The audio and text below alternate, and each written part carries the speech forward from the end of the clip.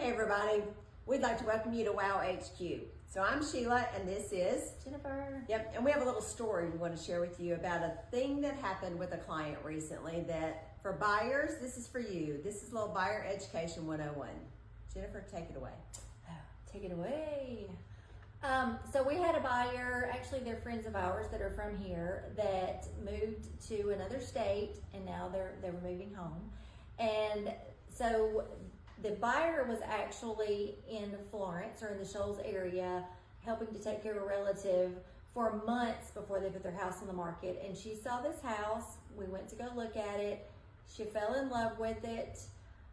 We did an offer on it.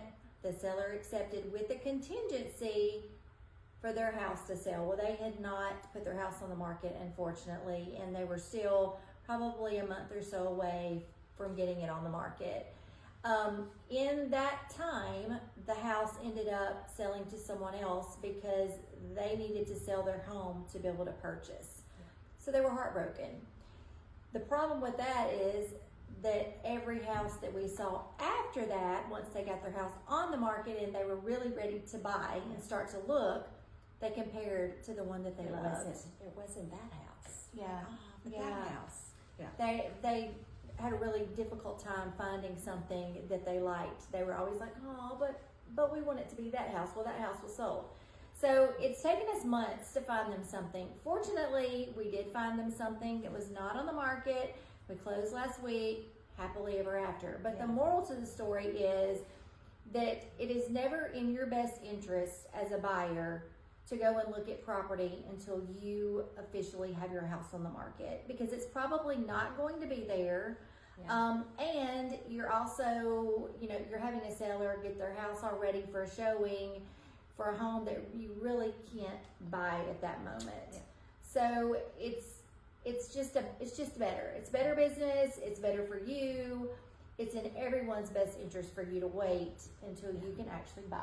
Yeah, because you don't want to be disappointed.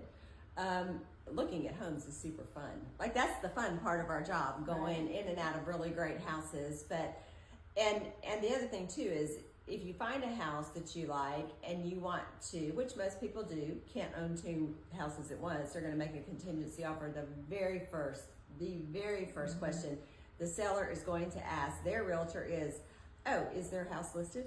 Right. So they're not going to take their house off of the market, most likely, to wait for you to sell your house that's not for sale. Right. Yeah. Right.